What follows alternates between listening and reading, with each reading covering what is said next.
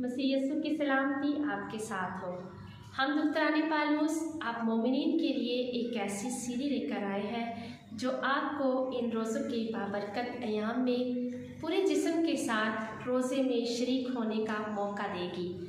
ज़्यादातर हम कोशिश करते हैं कि रोज़ों में खाने पीने की चीज़ों से परहेज़ किया जाए और हम पेट का रोज़ा रखते हैं, लेकिन पोप फ्रांसिस कहते हैं कि हमें सिर्फ़ और सिर्फ खाने पीने की चीज़ों से इज्तनाब नहीं करना, बल्कि हमने अपने पूरे जिस्म को यानी सुनना, बोलना, देखना, छूना और सोचना, इन सारी सेंसेस को अपने रोज़े में इन्वॉल्व करना है।